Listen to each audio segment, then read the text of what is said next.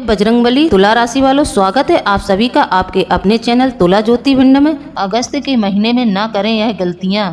यदि आप अगस्त के महीने में यह गलतियां करते हैं तो माता लक्ष्मी के साथ साथ भगवान शिव भी आपसे नाराज हो जाएंगे।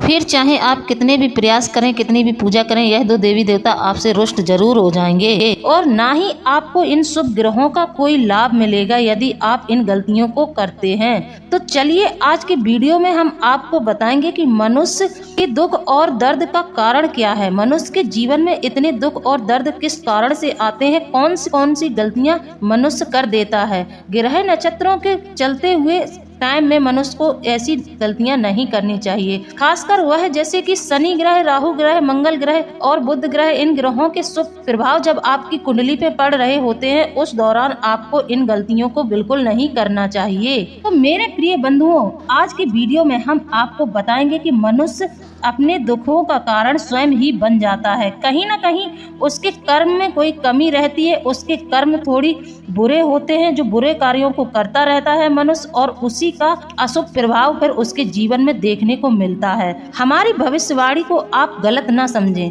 ना ही इसे मजाक में लें। इसलिए वीडियो चुपचाप से, शांति से, धैर्य मन से अकेले में देखें और शुरू से लेकर अंत तक देखें। हम जो भी आपको बताएंगे वह आपको कहीं से प्राप्त नहीं होगा। किसी दूसरे के मुख से आप हमारे वीडियो का मिलान भी नहीं कर सकते हैं, क्योंकि हमें कुछ बजरंगबली की अनुभूतियों के आधार पर विचार आता है कि हम अपनी राशि के परिवार वालों को इस सावधानी के लिए सचेत करें। तो मुझे जैसी अनुभूति हो जाती है मैं उसी प्रकार आपको वीडियो में उसी प्रकार समझाती हूँ और आपको अशुभ प्रभाव, जो ग्रहों के अशुभ प्रभाव आप पर पड़ने वाले हैं या किसी देवी देवता का प्रकोप आप पर बढ़ने वाला है, तो हम उन सभी मुसीबतों के लिए आपको पहले ही सावधान कर देते हैं। हमारे शास्त्रों में भी यह कहा गया है, मनुष्य के दर्द और पीड़ा का मुख्य कारण है उसके दोष और अस्वस्थ और अन्य के प्रति बुरे व्यवहार और बुरे कार्यों का नतीजा। अब अक्सर परेशानियों में भगवान को याद करते हैं। कई लोग भगवान को दोषी भी ठहराते हैं अपने जीवन के चलते, लेकिन ऐसा बिल्कुल नहीं करना चाहिए। भगवान हमेशा इंसाफ करते हैं। यदि आपके कर्म बुरे हैं तो आपको पीड़ा निश्चित होनी है, इसमें कोई संदेह वाली बात नहीं है। तो देखिए, दर्द और दुख का हमारे जीवन में काफी महत्व है।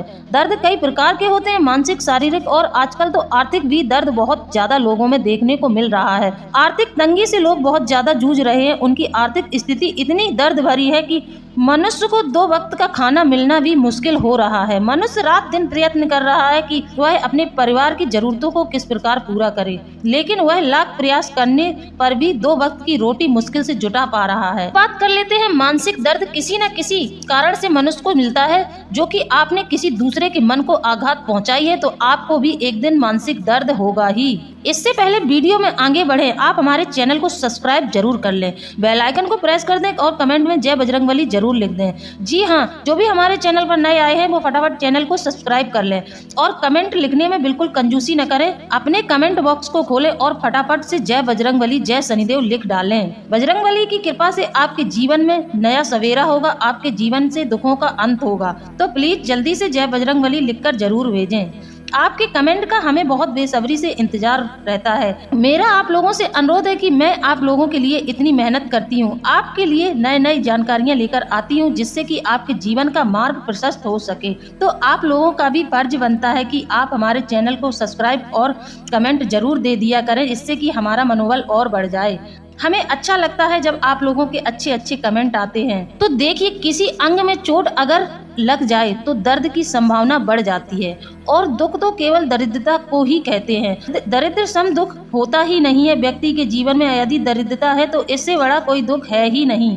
कवि तुलसीदास जी कहते हैं कि दरिद्र सोच वाला आदमी, अर्थात इस जगत में जिसकी सोच छोटी है उससे ज्यादा दुखी और कोई नहीं है, और जो संतों की संगति कर रहा है या जो संतों की संगति करता है उससे ज्यादा सुखी कोई नहीं है। तुलसीदास जी कहते हैं, नहीं दरिद्र श्रम दुख जग माही, अर्थात गरीबी से बड़ा दुख या अभिशाप इस संसार में को और दूसरा नहीं है। संत मिलन सम सुख जग माही, अर्थात संतों के संपर्क में आने से बड़ा सुख इस संसार में कोई नहीं है। और जब परेशानियों का समय होता है तब व्यक्ति का साथ देने वाला कोई नहीं होता है, सिर्फ परमात्मा ही व्यक्ति का साथ देता है। तो देखिए, कभी कभी परमात्मा हमें जानबूझकर मुसीबतों में डालता है, मुश्किल हालातों में डालता है, ताकि उन लोगों के चेहरों पर लगे नकाब देख सके जिन पर हम आंख मूंदकर भरोसा करते हैं। कड़वा सच तो यह है कि बिखरा हुआ समाज और बिखरा हुआ परिवार कभी बादशाह नहीं बन सकता, लेकिन वह आपस में लड़कर दूसरों को बादशाह जरूर बना देता है। दुख के समय ही सच्चे दोस्त की पहचान हो सकती है। दुख सुख के तो सारे साथी हैं, परंतु जब इंसान पर बुरा वक्त आता है तो उसी समय सच्चे दोस्त उन दोस्तों की असली पहचान होती है। कई बार हमारे जीवन में ऐसा पड़ाव आ जाता है कि लोग बुराई करते हैं, हम दुखी हो जाते हैं। लोग हमारी तारीफ करते हैं तो हम सुखी हो जाते हैं। इसका मतलब आपने अपने दुख सुख का स्विच लोगों के हाथ में दे रखा है। कोशिश करें ये स्विच आपके हाथ में ही रहे। तो आइए सरल भाषा में हम आपको समझाते हैं। दरिद्र सिर्फ उसे नहीं कहते हैं जो धन से रहित है। दरिद्र वो है जिसके पास ना धन है, ना कर्म है, ना वचन है, अर्थात जो ना धन अर्जित कर सकता है, ना अच्छे कर्म कर सकता है, जैसे ध्यान दान सहायता, नहीं ना ही जो अच्छे वचनों को बोलता है, जैसे हर समय किसी को अपशब्द बोलने वाला व्यक्ति भी दरिद्र के समान माना गया है। गालियां देने वाले व्यक्ति का आचरण भी दरिद्रता के समान माना गया है। इस आचरण वालों से सभी देवी देवता रुष्ट रहते हैं, इसलिए लोग इन्हें दरिद्र कहते हैं। आलसी और कामचोर अर्थात जिसकी काम करने की मेहनत करने की इच्छा बिल्कुल नहीं होती है, उन्हें भी दरिद्र की श्रेणी में रखा गया है। नंबर 2, शब्दकोश में तो आवश्यक चीज की कमी हो। शब्दकोश में आवश्यक चीज की कमी को दरिद्र कहते हैं, इसलिए धन को आवश्यक मानने वाले धन की कमी को भी दरिद्रता कह देते हैं। आलस, अज्ञान या अहंकार के वशीभूत होकर जो अनावश्यक कार्यों को करते हैं वह भी दरिद्र की श्रेणी में आते हैं। अनावश्यक कर्म से अर्थ है कि जिसकी आवश्यकता ना हो फिर भी वह उसे आवश्यक मानकर उसकी पूर्ति में लगे रहें, यह दरिद्रता का ही एक लक्षण है। चेहरे पर तेज की कमी, पेट और पीठ एक होना दरिद्रता को दर्शाता है। टूटे कंघे से बाल बनाना, टूटे दर्पण में चेहरा देखने वाला व्यक्ति भी हमेशा दरिद्र रहता है। एक दिन में एक वक्त का भोजन मिलना, वह भी बहुत प्रयत्न करने पर मिलता है, तो ऐसा व्यक्ति दरिद्र की श्रेणी में आता है। नहाने की इच्छा न करना, गंदे वस्त्र धारण करना, ऐसे व्यक्ति को लक्ष्मी छोड़कर चली जाती है और उसके जीवन में दरिद्रता छा जाती है। हर समय दूसरों से मांगते रहने वाले को भी दरिद्र की श्रेणी में रखा गया है। धन के मुख्य कारक देवगुरु बृहस्पति हैं तथा माता लक्ष्मी धन की देवी हैं। भगवान श्री दत्तात्रेय गुरु हैं। कहते हैं कि यदि गुरु शंकर दत्तात्रेय जगत गुरु, इसलिए देवगुरु बृहस्पति को प्रसन्न करने के लिए श्री गुरु चरित्र का पाठ अथवा भगवान श्री दत्तात्रेय जी की उपासना एवं माँ भगवती माता लक्ष्मी जी को प्रसन्न करने के लिए संभव हो तो प्रतिदिन नहीं तो हर शुक्रवार को श्री सूक्तम पाठ जरूर करना चाहिए, जिससे कि व्यक्ति के जीवन से दरिद्रता दूर हो जाए। तो देखिए, सनातन धर्म के 18 पुराणों में से एक गरुड़ पुराण है। गरुड़ पुराण शास्त्र में भगवान विष्णु और गरुड़ के बीच वार्तालाप चल रही थी। गरुड़ एक पक्षी है जिसे भगवान विष्णु का वाहन माना जाता है। गरुड़ पुराण विष्णु पुराण का एक हिस्सा है जिसमें हिंदू धर्म के मृत्यु, पुनर्जन्म और अंतिम संस्कार से संबंधित बातों का जिक्र किया गया है। इस पुराण में भगवान ने यह भी बताया है कि वे कौन कौन से मनुष्य के कर्म हैं जिसकी वजह से व्यक्ति के जीवन में दरिद्रता आती है। चलिए आइए हम बताते हैं मनुष्य के जीवन में कष्ट, परेशानी और दरिद्रता का कारण क्या है। गंदे और मैले वस्त्र धारण करने वाले लोग। ध्यान से सुनने वाली बात है, यहाँ ध्यान से सुने। गरुड़ पुराण के अनुसार अगर कोई व्यक्ति हर समय गंदे और मैले वस्त्र पहनता है तो माता लक्ष्मी उससे नाराज हो जाती हैं। शास्त्रों के अनुसार माता लक्ष्मी को साफ सफाई बेहद पसंद है और वो उसी घर में वास करती है जहाँ स्वच्छता बनी रहती है। नंबर 2, माता पिता का अपमान करने वाला व्यक्ति भी हमेशा दरिद्र रहता है। उसके जीवन से सारी खुशियाँ रूठ जाती है और माता लक्ष्मी भी उसके जीवन में कभी नहीं ठहरती है। जिस घर में अपने से बड़ों का अपमान होता है उस घर में कभी भी माता लक्ष्मी का वास नहीं होता है। नंबर 3, जो अपने गुरु संत अतिथि का अपमान करता है वो कभी भी धनवान नहीं बन सकता। पैसा आएगा तो टिकेगा नहीं, कर्ज में डूब जाएगा। नंबर 3, अत्यधिक क्रोधी के घर भी माता लक्ष्मी कभी नहीं टिकती हैं। जो बात बात पर क्रोध करते हैं, अपने क्रोध पर संयम नहीं रखते हैं, ऐसे लोगों के यहाँ भी माता लक्ष्मी नहीं टिकती हैं। ऐसे लोगों के घर में माता लक्ष्मी रुष्ट होकर अपनी बड़ी बहन दरिद्रता को भेज देती हैं। फिर ऐसे लोगों के घर में सदैव दरिद्रता का ही राज चलता है। इसी तरह नंबर 4, धन का घमंड। देखो, धन हमारे पास है, हमारे पास सारी खुशियां हैं तो यह ईश्वर की कृपा है, ईश्वर की देन है। आपका इसमें कुछ नहीं लग गया है, ये तो आपके पुण्य कर्मों का नतीजा है जो भगवान आपसे प्रसन्न है। माँ लक्ष्मी की आप पर पूरी कृपा बनी हुई है।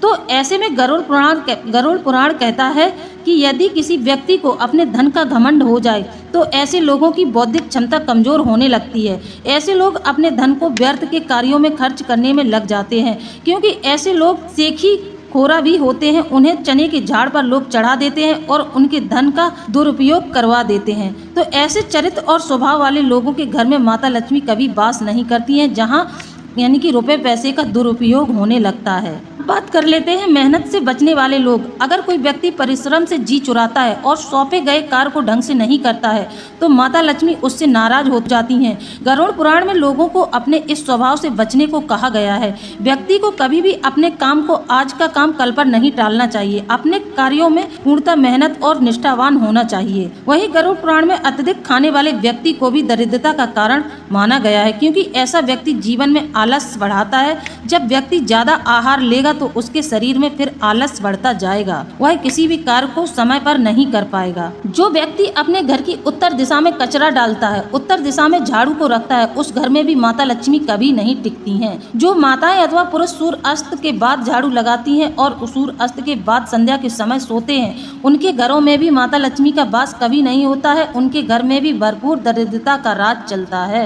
जो व्यक्ति केवल माता लक्ष्मी का ही अकेले पूजन करते हैं, नारायण का नाम नहीं लेते हैं, उनके घर में भी लक्ष्मी कभी नहीं टिकती है। जो व्यक्ति रात्रि में रखे हुए आटे का भोजन करते हैं, उनके घर में भी दरिद्रता का निवास होता है। लक्ष्मी का निवास उनके घर में कभी नहीं होता है। शाम के समय अपने सगे से सगे संबंधी को अपने घर से नमक न दें। जो नमक दान में दे देते हैं, इस कारण से भी उनके घर में दरिद्रता का प्रवेश हो जाता है। ये तो थी वह गलतियां जो आपको इस माह नहीं करनी है। अब बात कर लेते हैं उपाय की।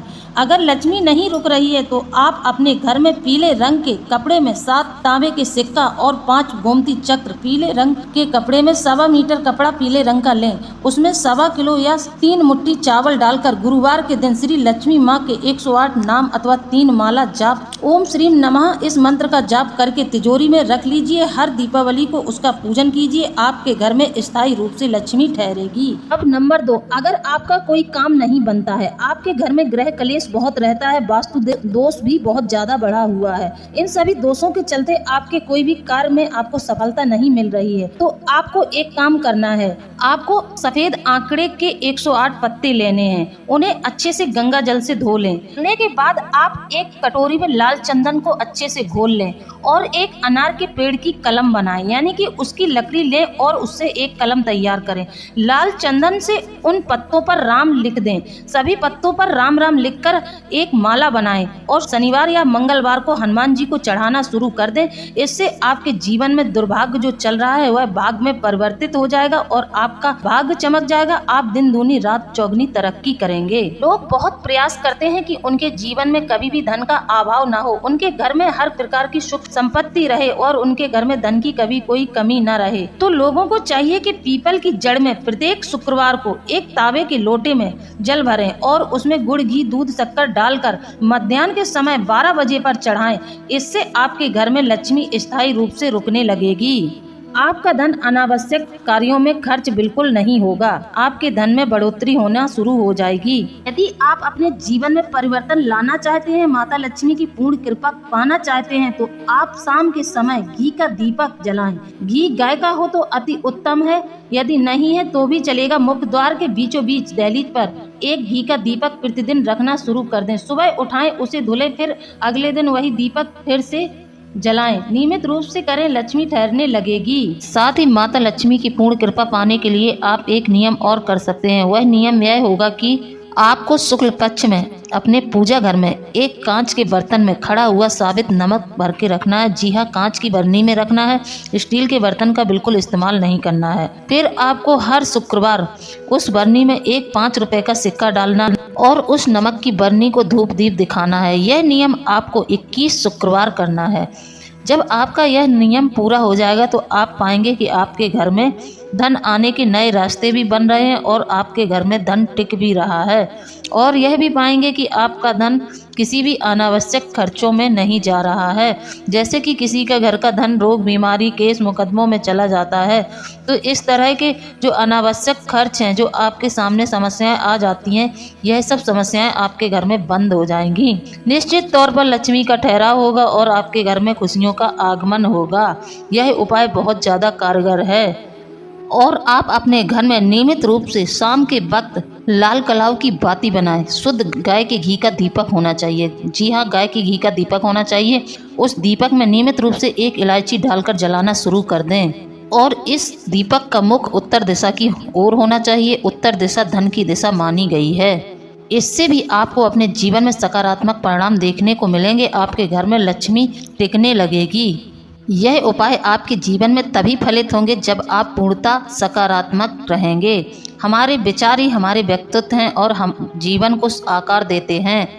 इसी प्रकार व्यक्ति के दो प्रकार के विचार होते हैं, जैसे कि सकारात्मक और नकारात्मक। सकारात्मक विचार हमारे जीवन को सार्थक बनाते हैं। ये हमें बेहतर करने के लिए प्रेरित करते हैं। हमारे विचार हमारे व्यक्तित्व और जीवन को आकार देते हैं। विचार मूलतः दो प्रकार के होते हैं, जो सकारात्मक और नकारात्मक होते हैं। विचार हमारे जीवन को सार्थक बनाते हैं। ये हमें बेहतर करने के लिए प्रेरित करते हैं। सकारात्मकता की शक्ति हमें अपनी ऊर्जा के सही उपयोग में सहायता करती है। सकारात्मक मानसिकता हमें विपरीत परिस्थिति में भी सहज रहने की शक्ति देती है।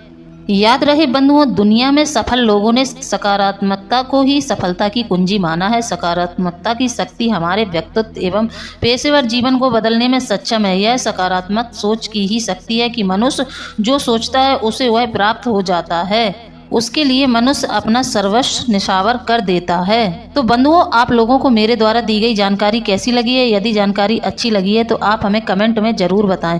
इसी के साथ अब हम वीडियो को समाप्त करते हैं। मिलते हैं अगले ज्ञानवर्धक वीडियो में। जय बजरंगबली, जय बाबा भोलेनाथ। धन्यवाद।